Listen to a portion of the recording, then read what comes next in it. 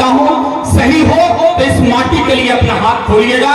किसी ने कहा इराक अच्छा है, किसी ने कहा क्या अच्छा है, और इस माटी पर चौथी पंक्ति पर अपना प्रारंभ कीजिएगा, आदेश दीजिएगा कि बड़ी सी बिल्डिंगों में नफरती सामान लगता है, बड़ी सी बिल्डिंगों में नफरती सामान लगता है, मगर मिट्टी का अपना प्यार का मकान लगता है। ना अच्छा चीन अमेरिका ना पाकिस्तान लगता है, सभी देशों से सुंदर अपना हिंदुस्तान लगता है।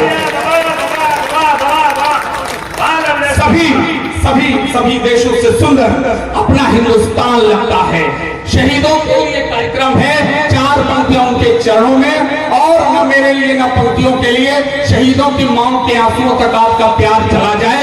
ये देश किससे है कि कोई पहचान न होती, कोई सम्मान न होता, कोई पहचान न होती, कोई सम्मान न होता, हमारी शानो शौकत का कोई सामान न होता, अगर होती नहीं कुर्बानियां अपने शहीदों की कसम से आज हिंदुस्तान नहीं होता। अगर होती नहीं कुर्बानियां अपने शहीदों की कसम से आज हिंदुस्तान न होता। ये पानी मुस्कुराहट का कभी खारा ना आएगा। जो तरह के लोग कहते हैं कि जब फौजी सरहद पे होते हैं तो उनकी बीवियां घरों में ऐश करती है, रंगरलियां मनाती हैं। नहीं सर, जब फौजी सरहद पर खड़ा होता है तो मेरी माएं, आप सबकी माएं चूल्हों पर रोटियां बना पाती हैं। जब फौजी सरहद पर खड़ा होता है तो मेरी बहनों के हाथों में हमारे लिए राखियां होती हैं। जब फौजी सरहद पर होता है तो मेरी भाभियों की मांग में सिंदूर जिंदा होता है। आप कहते हो इस तरह की बातें, अगर इन लोगों को जवाब सही दे दूं तो सर ना मेरे लिए ना पंक्तियों के लिए, माइनस तापमान में या उस दोपहर के जून की दोपहर में वो फौजी जब भी खड़ा होता है, चाहे वो राजस्थान की सीमा पर या लद्दाख की सीमा पर, मैं नहीं जानता यहाँ फौजी के घर से कोई है या नहीं, लेकिन मेरा मानना है कि सरहद पर एक फौजी खड़ा हुआ हमारा आपका सबका भाई है। तो 4 पंक्तियां पढ़ता हूँ और एक फौजी के लिए अपना हाथ खोलिएगा। ठीक है, पानी मुस्कुराहट का कभी खारा न आएगा, ये पानी मुस्कुराहट का कभी खारा न आएगा। विजय पथ चलेंगे हम, कभी हारा न जाएगा। विजय पथ चलेंगे हम, कभी हारा न जाएगा। ये नेता अपने पेटों को अगर सैनिक बना लेंगे तो सरहद पर कोई फौजी कभी मारा न जाएगा। बहुत बढ़िया गजब, बहुत बढ़िया, बहुत बढ़िया, बहुत बढ़िया। ये नेता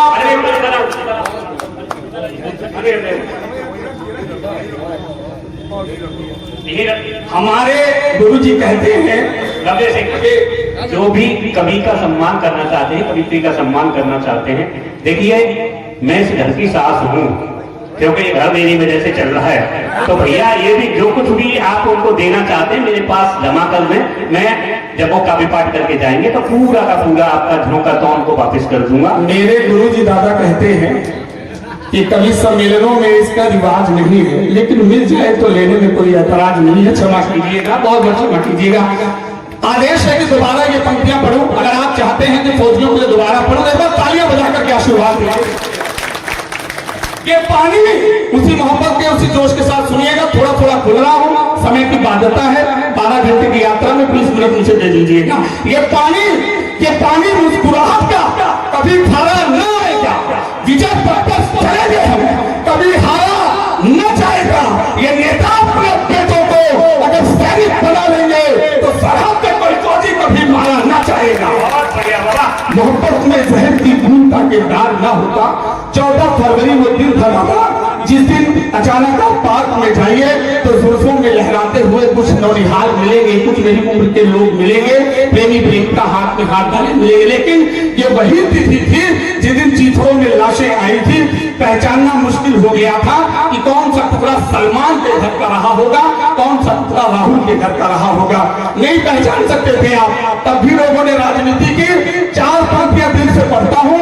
मेरे लिए नहीं, शहीदों की माओं के आंसुओं तक आपका प्यार चला जाए।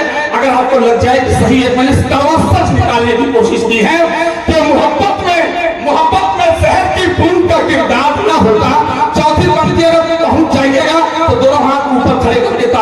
शहीदों के सम्मान में बजाइएगा जिनके लिए कार्यक्रम आयोजित है कि मोहब्बत में जहर की बूंद का किरदार न होता, मोहब्बत में जहर की बूंद का किरदार न होता, अगर कोई वहां जयचंद सा मक्कार न होता तो पुलवामा में मेरे फौजियों की जान न जाती, अगर भारत के अपनों में कोई सरकार न होता।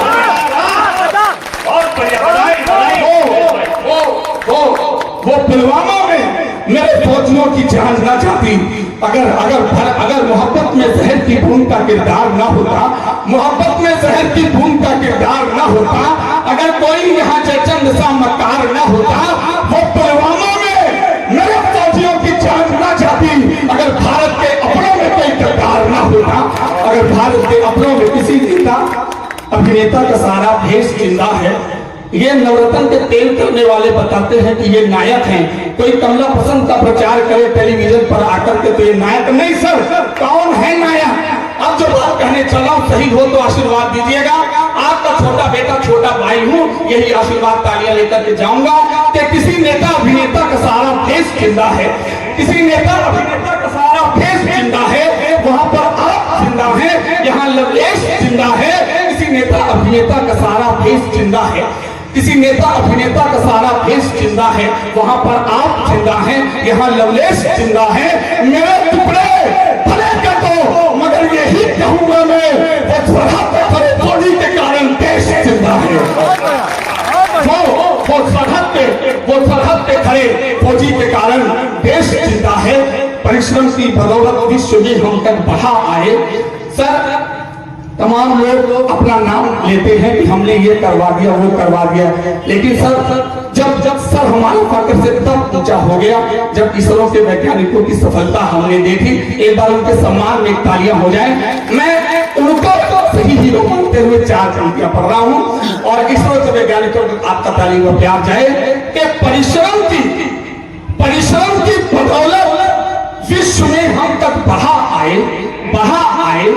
परिश्रम की बदौलत विश्व में हम तक बढ़ा आए, सफलता कामयाबी का नया मोती जड़ा आए, सफलता कामयाबी का नया मोती जड़ा आए, वो पाकिस्तान के झंडे में के झंडा चित्र ही केवल मगर भारत के हीरो चांद पर झंडा गड़ा आए, वो पाकिस्तान के झंडे में झंडा चित्र ही केवल मगर भारत के हीरो चांद पर झंडा गड़ा आए।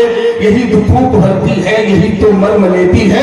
8 मार्च कल हमने मनाया, फिर भी उसी पिछड़े इलाके में चले जाइए। आपने कल अंतर्राष्ट्रीय महिला दिवस मनाया, कभी आप किसी पिछड़े इलाके में चले जाइए, छोटी सी बच्ची बिलकती हुई तड़पती हुई मिल जाएगी।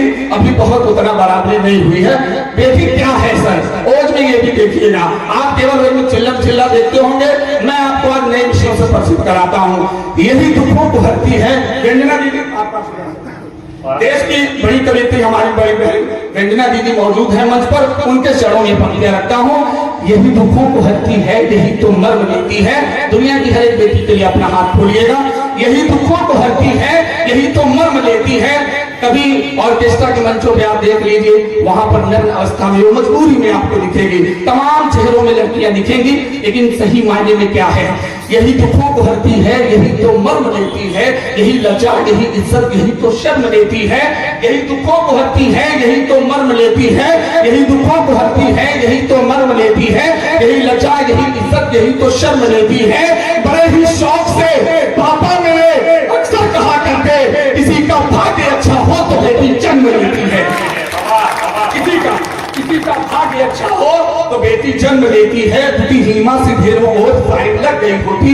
अभी मेडल आए सर, पुरुषों के नाम मेडल बहुत आ गए, तो मैंने लिस्ट देखी, पत्रकार लोग बैठे होंगे, मैंने लिस्ट में देखा हमारी बेटियों बहनों के नाम कम थे, तो मुझे एक कड़वा सच दिखा हमारे पुरखों का, आपके पुरखों का या किसी भी जनरेशन का। क्या सच था? चौथी पंक्ति में उस नन्ही बच्ची के लिए हाथ खोलिएगा जो शायद जन्म भी नहीं दे पाई हो, कि दुटी हीमा से ढेरों और साइन लग गई होती, दुटी हीमा से ढेरों और साइन लग गई होती।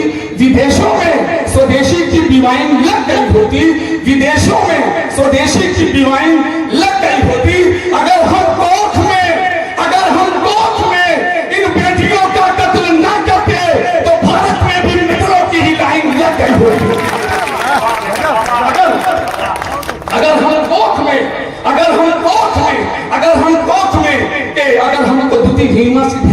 लाइन लग गई होती, विदेशों में स्वदेशी की डिवाइन लग गई होती, अगर हम कोर्ट में इन बेटियों का कत्ल ना करते तो भारत में भी मेडलों की ही लाइन लग गई होती। भारत की आंख में आंसू कभी पल्ले नहीं दिया, चारों तरफ शोर हुआ, मंदिर बन गया, मंदिर बन गया, मंदिर बन गया। हम पूजा करते हैं, हम भी प्रणाम करते हैं, हमारे तो राम भी हैं, हमारे तो कृष्ण भी हैं, हमारे तो अल्लाह भी हैं, हमारे तो ईसा भी हैं।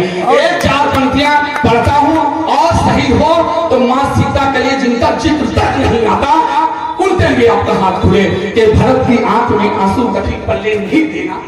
भारत की आंख में आंसू कभी पल्ले नहीं देना, प्रभु श्री राम को वनवास में चले नहीं देना। भारत की आंख में आंसू कभी पल्ले नहीं देना, प्रभु श्री राम को वनवास में चले नहीं देना। अयोध्या में बना मंदिर मगर मन से निवेदन है किसी सीता को फिर से आग में चले नहीं देना। बहुत बढ़िया रखे बाबा, वाह, बहुत शुक्रिया।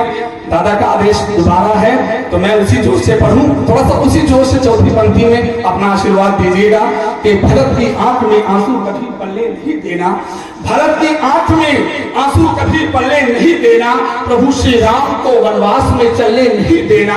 भारत की आंख में आंसू कभी पल्ले नहीं देना, प्रभु श्री राम को वनवास में चलने नहीं देना।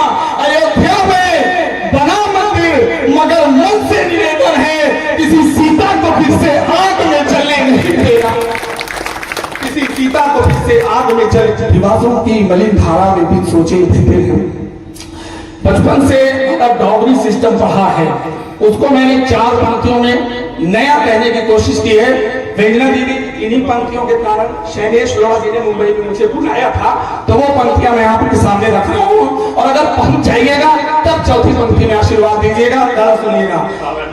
डॉगरी सिस्टम रिवाजों की मलिन धारा में बिन सोचे क्यों बहते हैं, रिवाजों की मलिन धारा में बिन सोचे क्यों बहते हैं, संवरते हैं मकान कुछ के तो घर कुछ के क्यों ढहते हैं, संवरते हैं मकान कुछ के तो घर कुछ के क्यों ढहते हैं। और अगली 2 पंक्तियां आपका प्यार मांगती हैं कि रिवाजों की मलिन धारा में बिन सोचे क्यों बहते हैं, संवरते हैं मकान कुछ के तो घर कुछ के क्यों ढहते हैं। अगर औरत बिकी तो शान से कहते तवायत है, मगर जब मर्द बिकता है उसे दूल्हा क्यों कहते हैं।